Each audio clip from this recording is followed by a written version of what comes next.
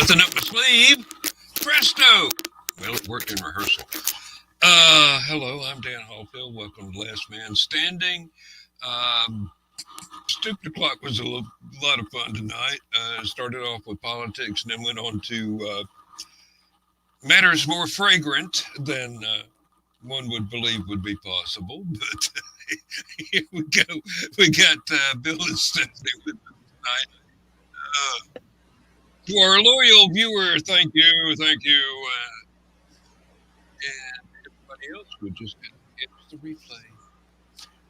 So, yeah, just think if Stupid O'Clock was Scratch and Sniff. Oh dear. I believe I grew immune to that before I was 12. So. Nothing like the scent of a 50-year-old outhouse. Well, hey, cat, hang on. Yep. Oh. Well, There's one thing that I've learned about an outhouse is never sit on the first floor of a 2-story outhouse. Yeah. Imagine some of those castles in Europe. No. Some of the garderobes did not get emptied for a long time because they were very tall. Yeah. I cannot believe that they actually used to hang clothes in there so that the ammonia would drive fleas and things out of their clothing. Ooh. Yeah. Okay. That must have made courtroom drama something else. Oh, don't cross the streams, okay? Yeah. Oh, heavens.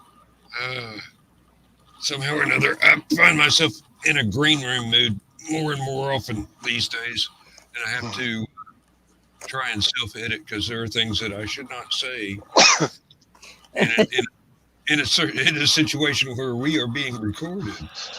Well, wow, this is the late show anyway. We're doing great tonight.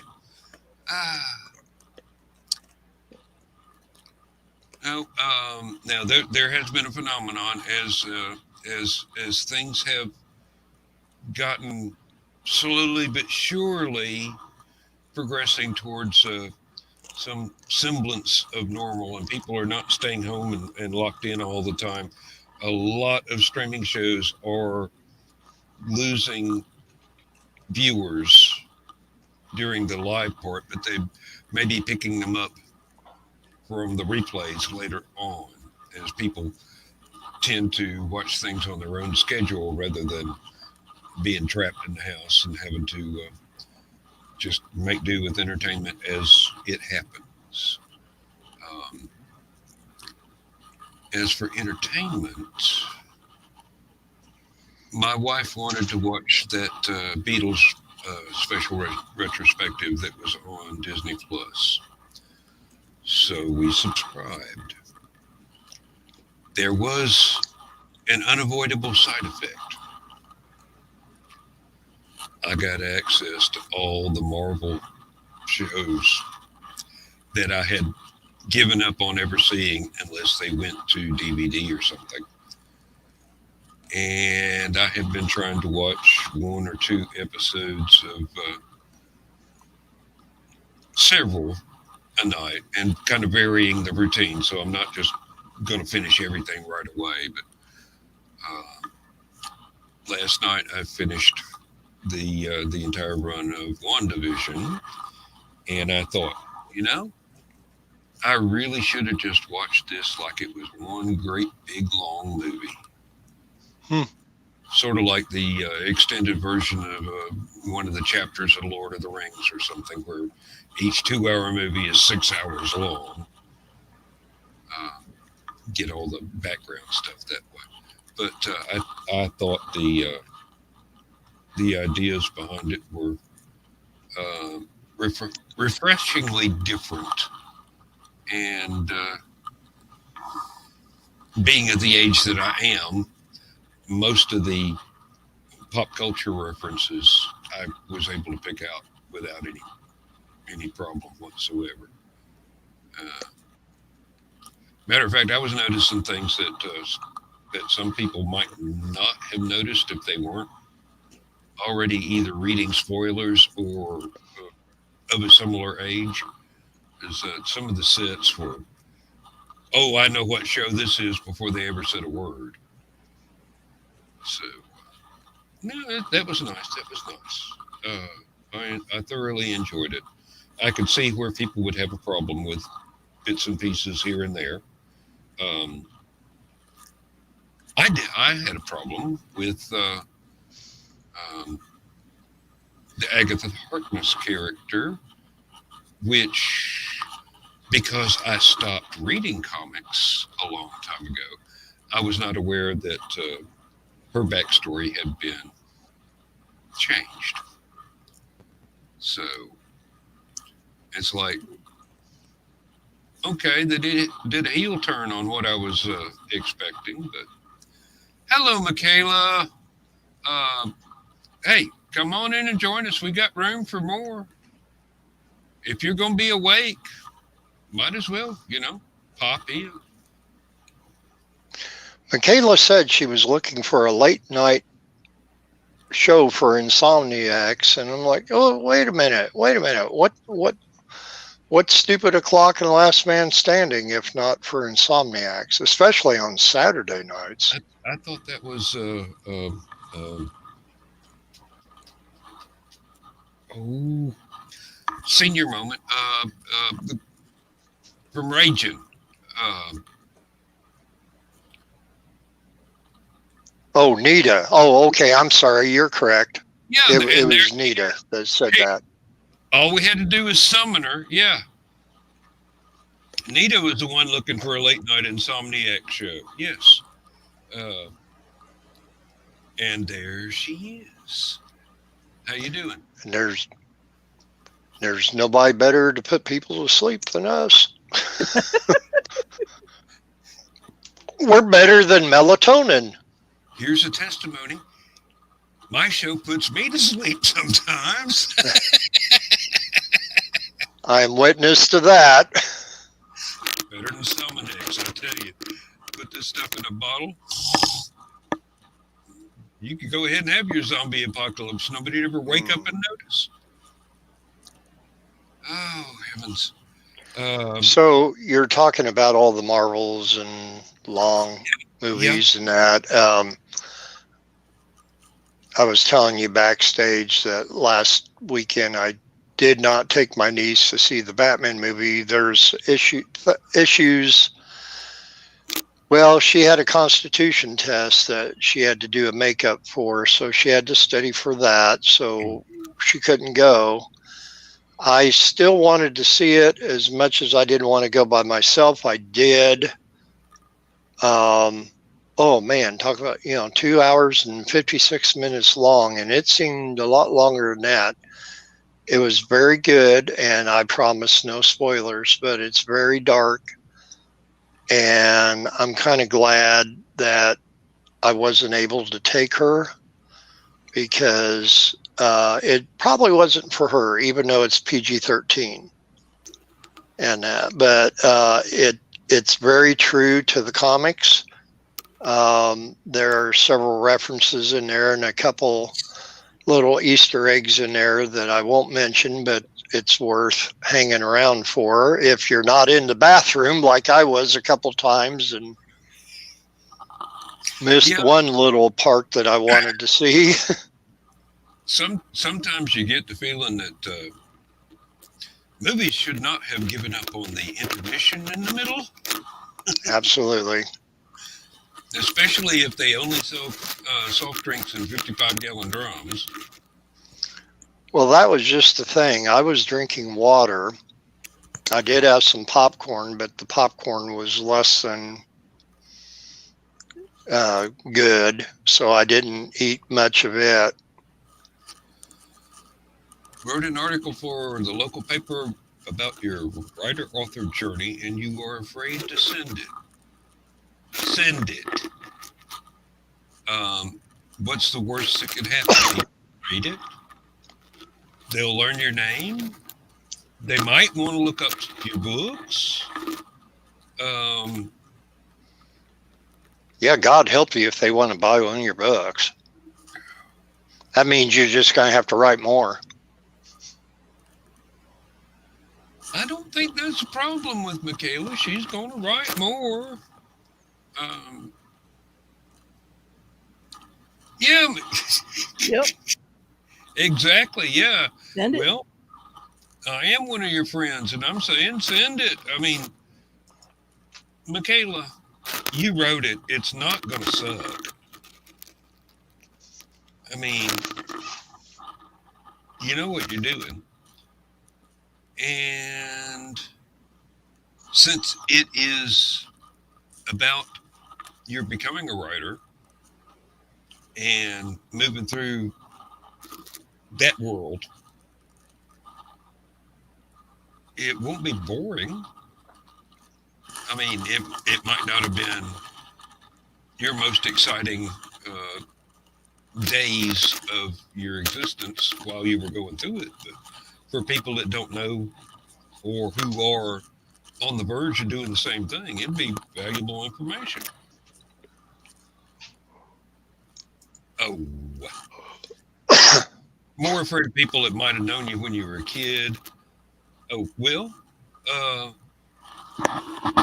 that's the thing. You don't know why you care now. There's no good reason. The people that knew me as a kid were mostly family and friends in school, and they have no idea what I've been up to for the last 40 years. And quite frankly, Scarlett,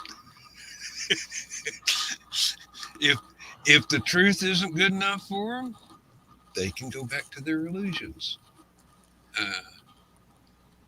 Or whatever medications that they are currently on. It doesn't matter. Your opinion of yourself is the most important, followed closely by the opinion of your associates and closest friends. And after that,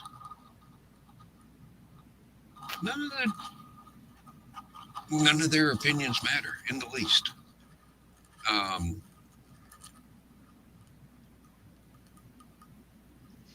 You mentioned Scarlett. Yes, I did, and Stephanie got the reference right away. We are one of our local TV stations out of Champaign, Urbana, and Michaela will know this station, WCIA. They recently picked up a new reporter. Her name is Scarlett O'Hara. Spelled the exact same thing way. However, she is a brunette. She is not from the South. I'm still and she trying doesn't to figure. curtains. Yeah, yeah, no curtain rods like Carol Burnett. This is true. But Michaela, somebody told me one time, they said we're our own worst critics. So oh yes, they told me to give up my job as being a critic and go back to being an artist. That I'm better off for that. So I would say the same thing to you as far as being an author as opposed to a critic. Well, I know that my opinion of my work is much lower than everybody else's opinion that has been exposed to my work. So I will always be harder on myself than anybody else could ever be. And I think that's pretty typical of any creative type, whether it's prose or artwork or music or whatever. we are our own worst enemies most of the time. That a girl. You, I doubt seriously you'll be sorry about it. I mean, good grief. If the people that would mind don't matter, and the people that matter won't mind, you know, that's exactly the essence of that old saying. Uh, Anybody who would object, their opinion is null and void to start with. And to quote another Batman movie of not too long ago, why do we fall down, Master Bruce?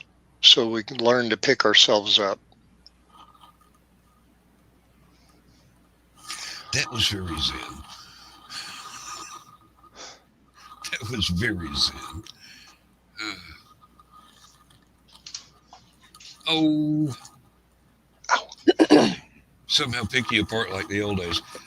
The trick there is don't read the reviews. Yeah. Or actually, any review is a good review because they're paying attention to you. This is true, and don't read the reviews. That was rather vapid. No.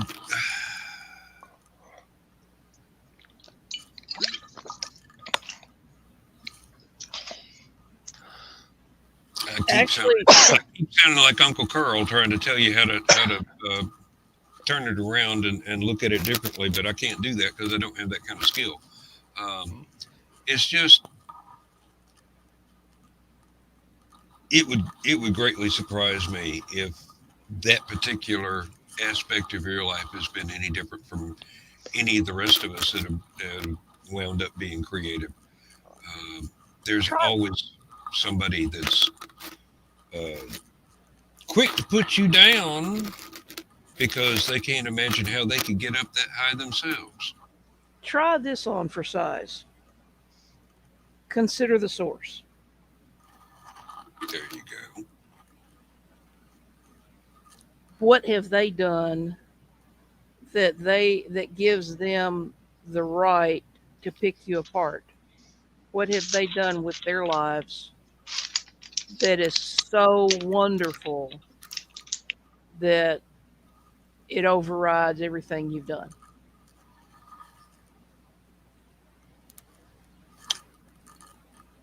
That's should be a fortune cookie. Yeah, that's exactly right. That's exactly right. The people that want to criticize are the ones that haven't ever done anything. They're either too afraid to try, or they don't have confidence in whatever abilities they do have, and they really just want to bring somebody else down so that they have a way to feel up. I go through this all the time at work with there are a lot of people that I have known over the years that they're just there to collect a paycheck. They show up. They think they're supposed to get paid for showing up. They don't do anything really, and they basically have one thing in common. They feel so crappy about themselves that they've got to tear other people down in order to feel better. And that's not the kind of person anybody needs to pay attention to. Michaela, if they thought they were better than you because of their family, then everything they've got to show is nothing that they themselves worked for. Mm-hmm.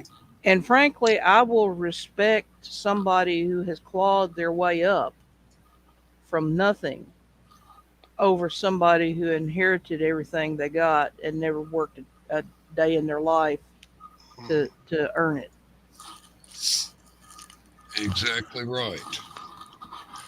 I'll tell you a quick little story.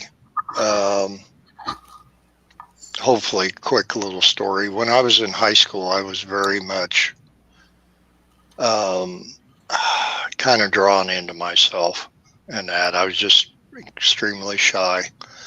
And so, but I would, while everybody's in study hall and chit chatting away with their little cliques and that, I would sit there and draw. And this one particular occasion, I was drawing a Rickenbacker guitar that George Harrison, actually, it's this one right here, this Rickenbacker right here. And I was painstakingly trying to go into all the details. And one of the guys in my class who was a football jock come walking up and says, "Oh, look at Sarton. Look how much detail he's putting in there. Yeah, like anybody cares. It doesn't look like crap anyway." And I looked up at him, and for somebody who normally I would be terrified at, I said, "Hey, Jim, you know what I know about football and about all the different plays and all the statistics about football?" And he says, "What? Oh, I guess you must know everything about it." I said, "No, I don't know a damn thing about it." So now we both have something in common. And it went right over his head. Yeah. Deer in the headlights stare. Everybody else sitting at the table did get it. They started laughing. He turned around and walked away. Now, later on, he was out to get me. I was going to say you made an enemy on that one. Not for long, because now we're Facebook friends and we've gone to high school reunions, and I will say, we've all matured. That's good. That's good. Gracefully. Yeah, I went to one high school reunion, and so many years had passed. The main guy that used to pick on me the most, just gave me a big hug. It's like, "Oh, I'm so glad to see you. You look so good. Everything's going good for you." And I'm in the back of my mind, I hear a little voice going, "Well, I guess that hatchet's been buried." Now, see, I'm a little bit more suspicious natured than that. I would come at it like, okay, is the hatchet going to wind up in my back? They But know. Believe me, they know better. There were a few people that had to be told a lesson, and they were surprised that the lesson came from me. And I will return.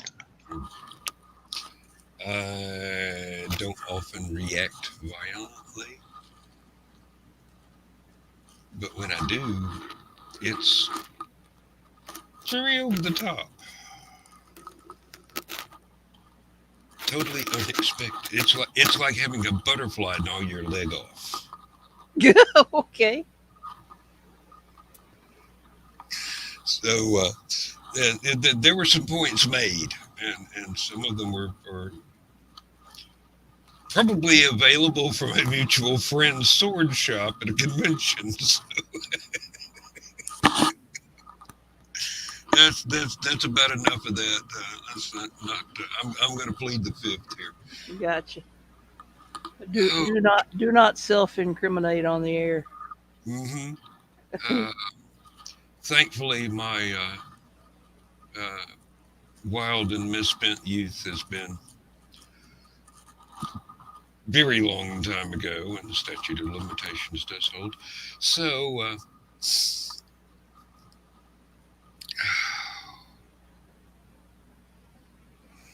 Michaela, give it time. Think about what I said. Let it sink in. It will eventually sink into your skull. yeah, the thing is, sooner or later, you wind up getting so tired of worrying about what other people think, that self confidence just appears mysteriously one day, and you go, "Damn, I could have used this decades ago." Yeah. And But and to be honest, it's never gonna not hurt. yeah, But at a certain point you learn perspective on it. You learn to take it with a grain of salt, as the saying goes. So I mean, I've had some horrible reviews. and Um,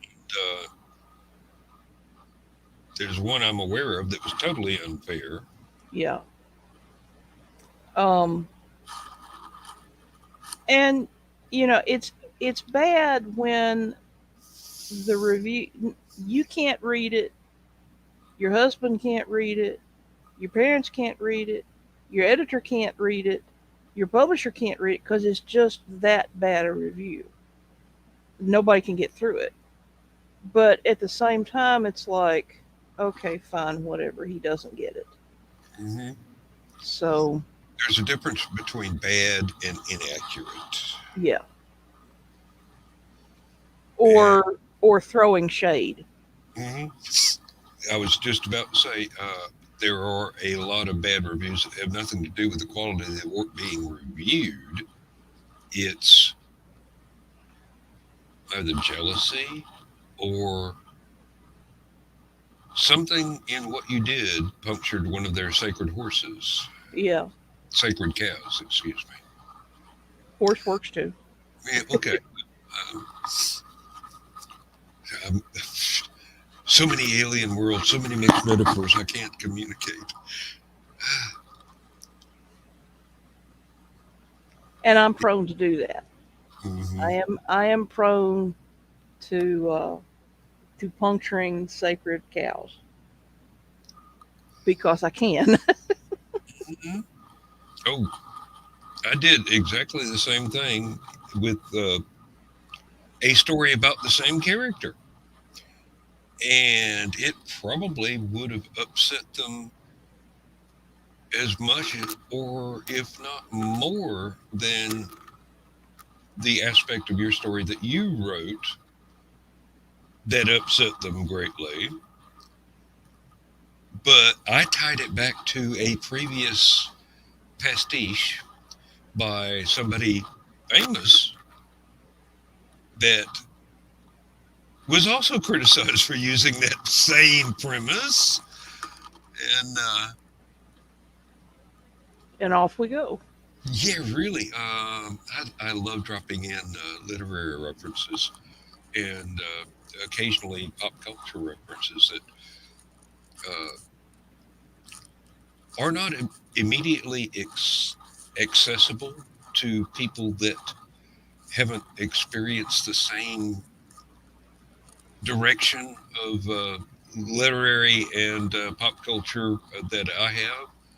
Um, Case in point, my editor for the Spaceport Bar book, there was one story where a lady was, my editor was questioning me about what's with this character, and I go, that's the one of the very first vampire stories, Carmilla by Sheridan LeFano, and she goes, huh? And I'm going, you write horror stories. You haven't read this one yet? You should. It's part of the history of the genre. I mean, Bram Stoker did not invent Dracula single handedly. No. He distilled it from a lot of different resources, some historical and some literary. There was a lot of stuff. Let's see. Uh, the vacation there at, was it Lake Geneva, that gave rise to uh, Frankenstein. Frankenstein, and several other stories Hmm. by the other people that were there, and they all of them wound up having an influence on that sort of gothic fiction. One or Well, two have been forgotten nowadays, but they were there, and you can find out they were there. But I uh, I found it interesting that after I wrote the Displaced Detective series, I had another publisher contact me wanting me to write Sherlock Holmes, but in Holmes's normal milieu, and so I Gentleman did. Aegis, Gentleman Aegis, Aegis. I and never can pronounce that word right. and the interesting thing, I decided to go whole hog, and I wrote it in Victorian English, complete with spelling and everything. The editor kept correcting my spelling, and I kept telling him, no, this is early Victorian spelling. They Mm-hmm. didn't spell it CLUE, it was CLEW. Yes. It was BOWLDER, Boulder. And he's like, no, it's not. I've got one of the early one of the earliest stories. And I said, has it been edited? Has it been edited for modern English? And he got to look at it. He says, oh, Yeah. yeah. So Uh, then I showed him. Then I gave him some links to go look up some real, honest to goodness, period Victorian British English. And he was like, oh, okay, I see where you're coming from now. So, but the publisher made me footnote every instance of an archaic spelling, so people would know that it wasn't a misspelling. Something similar happened to Tolkien. A publisher tried to correct him on the spelling of the word dwarves and quoted the Oxford English Dictionary. Tolkien says, I wrote the Oxford English Dictionary. Shut up.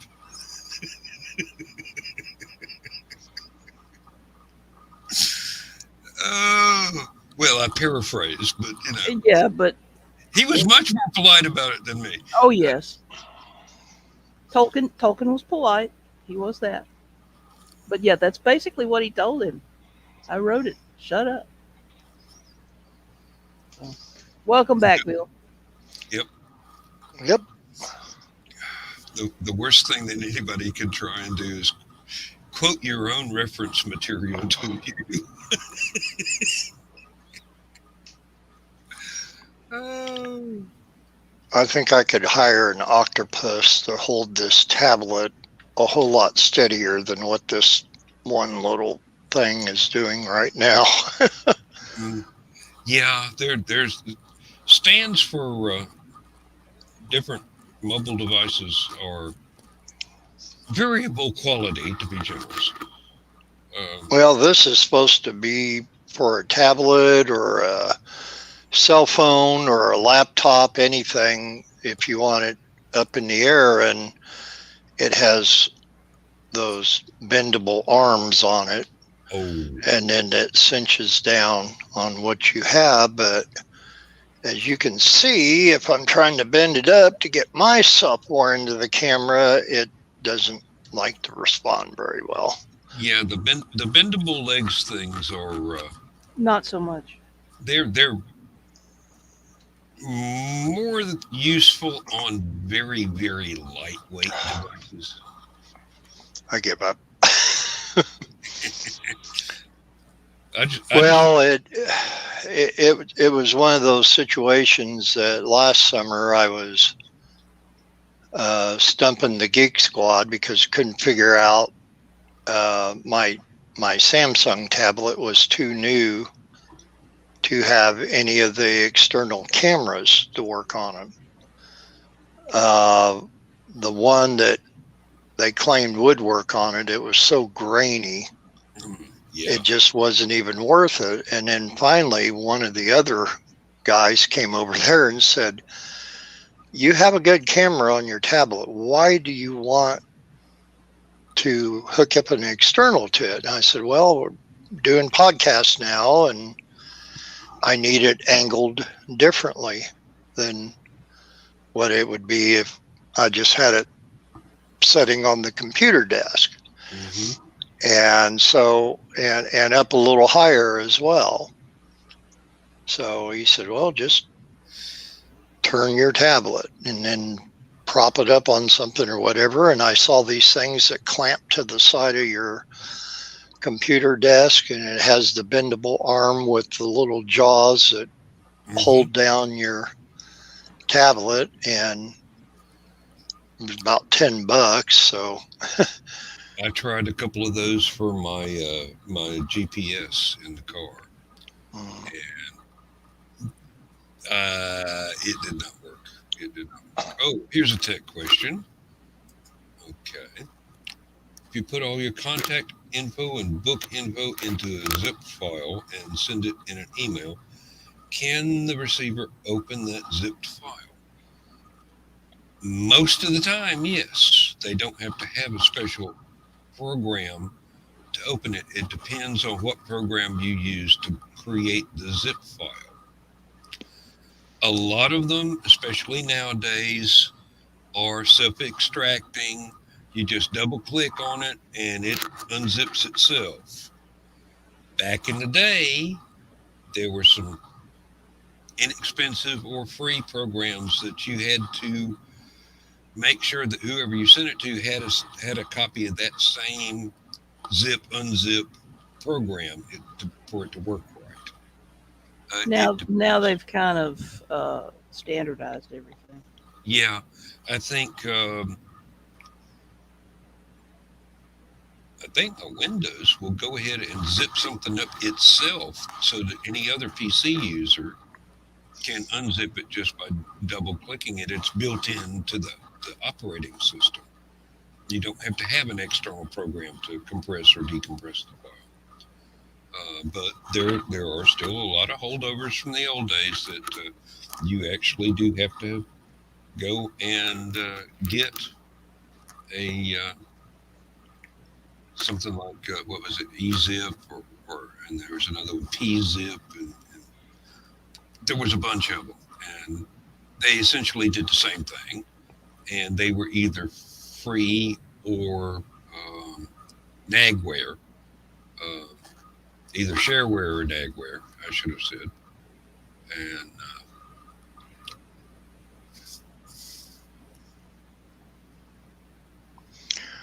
okay, how do you get more than one image?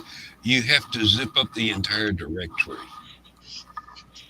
You create a special directory for everything you want zipped, and you zip up the whole directory, so it gets all the contents, everything you put in that folder.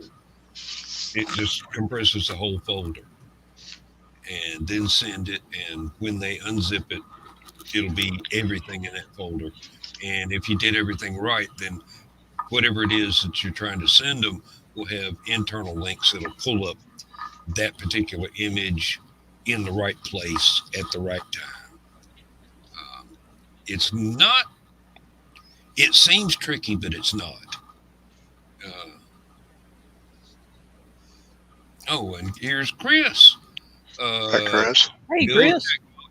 Check Dollar Tree. He found a nice tablet stand there a few months ago. Well, Chris, I went to Big Lots, and I found this tablet stand there that you can change it and move it, sorta. But the thing about it is, it's not tall enough. It's probably about 6-8 inches too short for what I want to do with it. And so that's why I opted for the one with the bendable arm that clamps to the side. And so, but I'm going to keep looking, because if they had something like that just sat on your computer desk, and if it telescoped up a little bit, then that would be wonderful. But haven't found it yet if it exists. So Mhm. I'm kind of glad that I'm no longer using a tablet for this. I did for a little while, and used a laptop with the internal camera for a little while. None of those had a fast enough processor speed for streaming, so I went ahead and got a little workstation that was on sale from one of the online computer stores, and I've got a nice little camera that plugs into a USB port, and it came with its own stand, which took me forever to figure out how to use effectively. hmm I've tried having it set up several different ways before I finally found the one that works and is the most stable. And it was so simple. I mean, it's built right into the darn thing. I just didn't think of doing it that way because at the time I had the laptop set up on top of the little workstation computer so that I could just, I pretty much multitask between the desktop, the iPad, and the laptop, and eventually this workstation. But I wound yeah, up. I didn't. I retired the laptop. It is now my travel computer. It goes with me to conventions. It's got everything that I need. Uh, Matter of fact, I need to crank it back up and make sure it's got the latest updates downloaded into it. Thankfully, it is too primitive for Windows 11. Uh, so is my desktop computer, and thankfully, I don't have to worry about that with the iPad. It'll just keep updating till it won't work anymore, and then.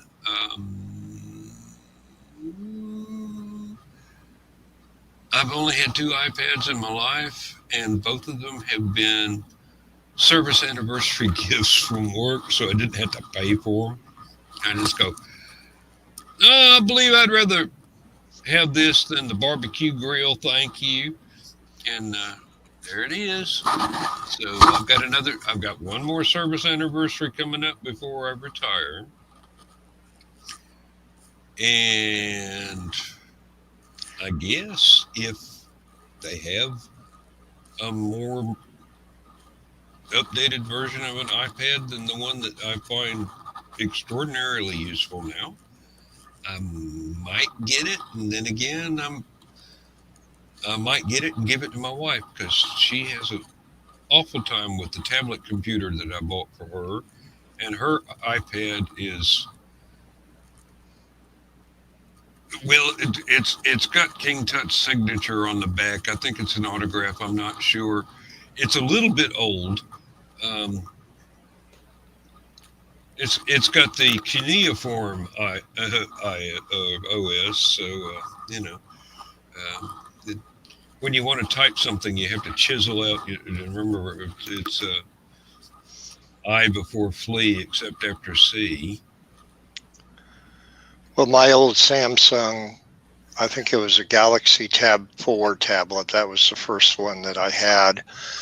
And it basically did the same thing. It just went through so many updates until it couldn't take anymore. So last year, I went to go buy this one.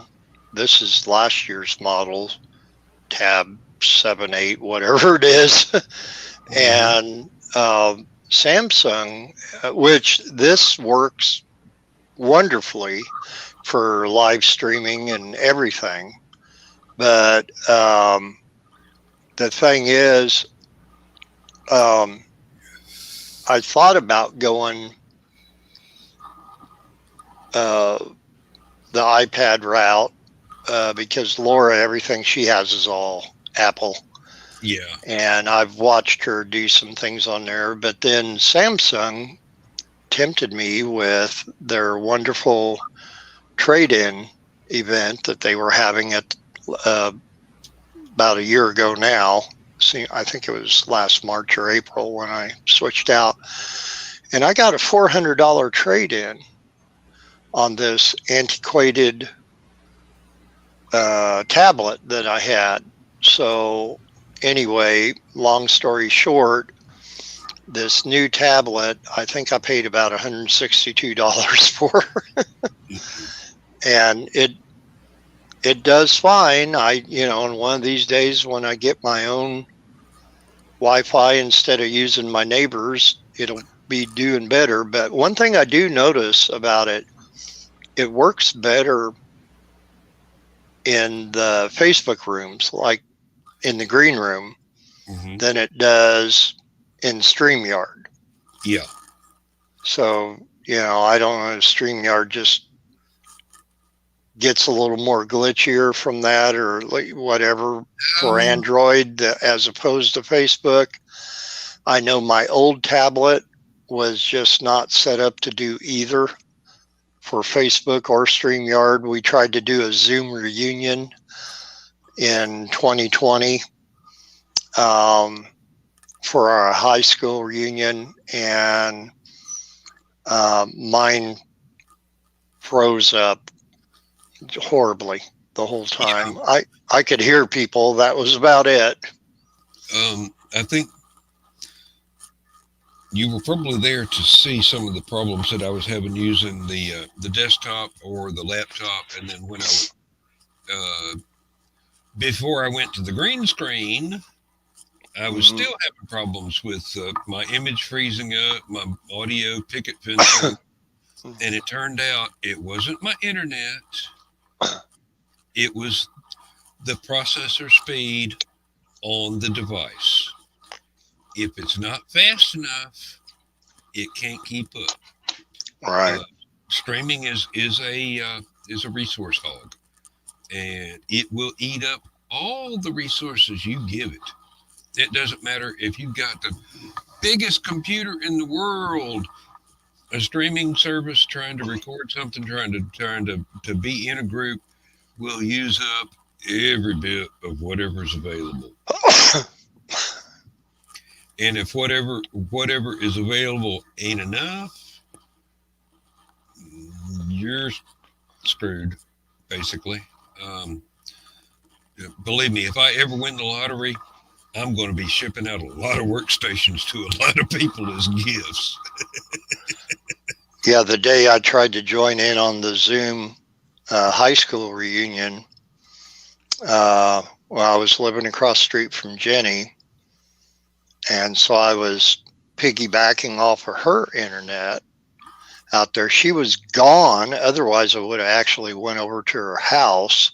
Mm-hmm. And so I'm sitting out in my car right within 50 feet of her house, which typically I could pick up, enough of a signal to do Facebook or YouTube or anything else from my living room. But that, for one, it was in the middle of the day and just a lot of traffic, I guess, maybe. I don't know what you would say, but it just didn't want to work. And I just thought, oh, this is horrible. And what do I need to do? And thankfully, my tech geek sister-in-law was still around at the time, and got talking to her about it. And she says, well, I just think you need to update to a better tablet. You like the tablet a lot better than laptops or regular computers, and there's no reason to go. And the one reason why I got a tablet to begin with, even with the old one, was because I've always used Androids for cell phones and everything. That's what I got used to. Mm-hmm. I borrowed my sister-in-law's computer, HP notebook computer, for about a week, and was mostly lost. And she said, go with the Samsung tablet. It'll work just like your cell phone. Mm-hmm. It's very, very user-friendly. And so that's what spurred me to get the Galaxy Tab 4 way back in 10, 11 years ago, whatever it was now. Yeah, I don't have any of this. My operating system is the best one ever, and yours is crap. Sort of uh, thing. It's whatever works, and if Mhm. you have a variety of things that all work, um, why not use them? I've got let's see. The desktop and workstation are both Windows. Got an iPad here. My phone's Android. My Fire tablet, I think, is Android. Had an Android tablet that I used as a ebook reader for a long time until I got really fed up with the fact that almost every time I wanted to read a different book than the one that I was currently reading, I would have to re-download, not at cost because they had record that I've already paid for it, but I had to re-download the book into the old tablet. It would not keep them in its memory. It would after a while they would be gone. And I don't know if that was a security measure to keep people from pirating things, or if it was just that the tablet was that old, or if it was because it was an old version of Android that would no longer update. I haven't the faintest idea. I keep the darn thing around now because it's a very useful camera, and Mhm. I can still use it for other things. But the Fire tablet sized, uh, just a general tablet computer, is not as useful for me as what I would generally need it to do. Because if I pull up a word processor on it, the keyboard is going to take up all but 3 lines of text, and that's kind of hard for me to wrap my head around because I need to see an entire paragraph instead of just the most recent 3 sentences or 3 lines. You know me, Stephanie. Sometimes 3 lines is a whole lot less than a paragraph. But I'm not quite as bad as Jules Verne, where I could go on for 57 pages and end a sentence with a question mark, and it's still one sentence all the way through. Well, I've seen some self-published books by people that really needed editors. Mm. When you've got a sentence that is over a page long and a paragraph that runs for 7 pages, somebody needs to sit them down and explain a few things. Yeah. I learned from Keith Lomer. Short sentences work better for the reader. You're not dragging them through trying to get to the end of the thing so they can breathe. If you write a sentence that can't be read without taking a breath in the middle, you're either missing a comma or you need to make that a shorter sentence. Hey, it worked for Jack Webb and Dragnet. Just the facts, man. I miss Dragnet.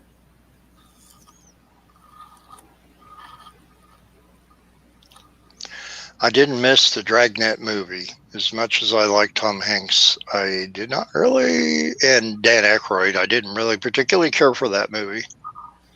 Well, it was supposed to be a parody. Right. Oh, speaking If, of Tom Hanks, have you seen, well, I'll just put it this way. I saw a still for Tom Hanks in the new Pinocchio movie where he plays Geppetto.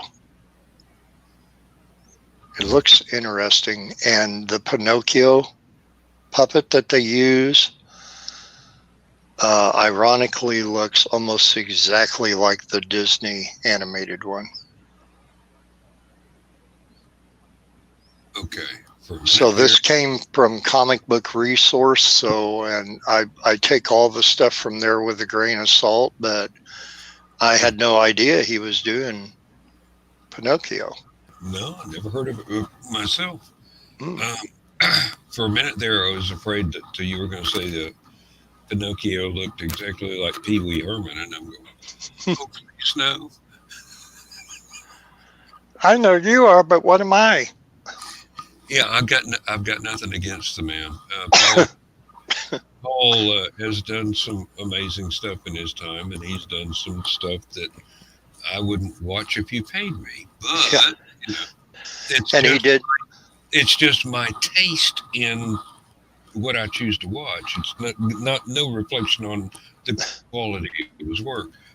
Gilbert Gottfried, I cannot stand, and that he's bad at anything he does. I just can't stand him. Oh, there was uh, Ford Fairlane.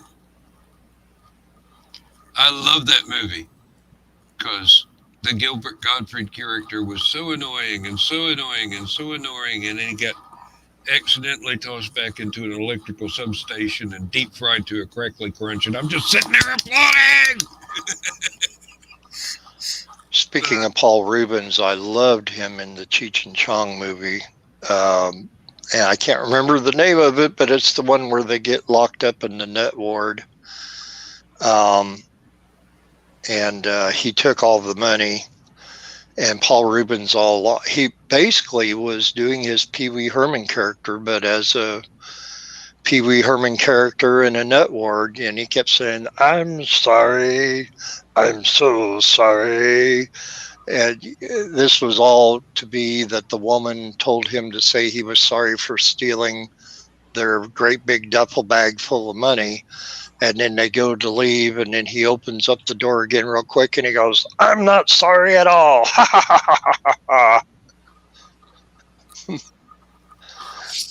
Which was nuts, but Some actors create characters that can get away with so many things. of course, And Paul Rubens was famous for doing something in a movie theater once too that got him in trouble with the law. yeah, I haven't forgotten it, but I try not to hold it against him. It's like none of my business, and nobody else was involved. So maybe only one minor was harmed in this instance.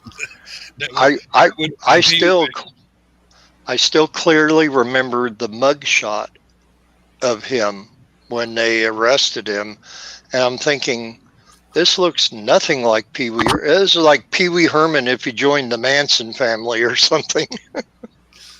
Look more like the character he played in Mystery Men than anything else. Guys, I'm starting to fade rather badly. Mm-hmm. So As opposed to Goodly. Huh? As opposed to Goodly. Well, yeah. we have made it through an hour, and I do have to go to work tomorrow myself. So we could just go ahead and run the end credits here, and I can go get some sleep myself.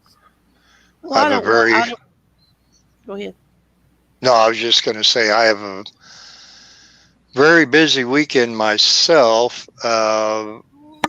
with my niece on Saturday, and then our return trip up north Sunday. But hopefully I will get to kind of drop into the green room for a little bit tomorrow night after the auction, but it may not be as long as I usually do. Well, I'm looking forward to it myself, but I'll probably nod off in the middle of it. This has been a rough week. I've had a lot of stuff I've had to do. Yeah, it has been a rough week. Yeah.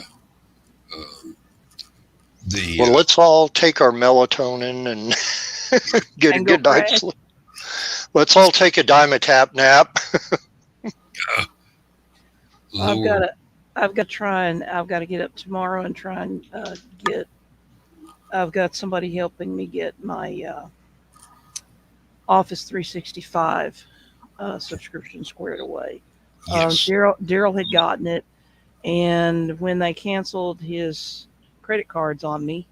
That left That the auto pay out to lunch, and it just would turned into a big mess. So I'm Yeah. getting that squared away tomorrow, and glad I am of it. So really, I hope it works out Yeah. quickly.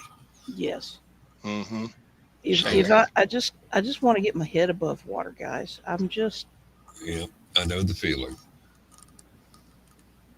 I really do. anyway. It'll happen. And don't feel like you're ending the show, Stephanie. I'm tired too. I didn't know how I was going to make it through the next hour without nodding off. Okay. Well, Yeah, I was. are we all starting to zone a little bit there? We're in the end zone. I did not get my after work nap in, and I'm feeling the pressure right now. So. Oh, Okay. All right. I don't feel so bad then. I was afraid I was. Oh no, no. well, you both have a wonderful evening. Stephanie, you continue to be in my prayers. I appreciate it. Dan, you continue to be in my nightmares. I mean, my prayers too. And Chris and Michaela and anybody else out there, have a wonderful night. And Remember, Bill, as the poet said, welcome to my nightmare.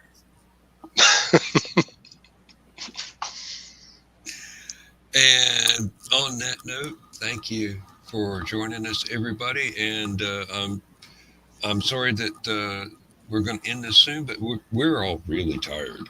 Mm-hmm. And it is Thursday night, and there's a lot of stuff that has to be done tomorrow. I've got to go to work for one more day this week. 22 and a half months to go until retirement. Yay! So, I'll be on 24/7 after that. So, you've been warned. All right. you're going to break Brian K. Morris's record, aren't you? Yeah, probably about 6 months of a continuous broadcast. Including naps. I won't care. I'll just leave the camera running. All right, guys. Thank you Thank so you much very for much, having me. everybody, and enjoy the replay, folks that are not watching at home. And if you are watching at home, we have some rice-a-roni for you, but I don't know where to mail it. So. Oh, that You don't makes have to me go laugh home, along with. people, but you can't stay here. Good night, John Boy.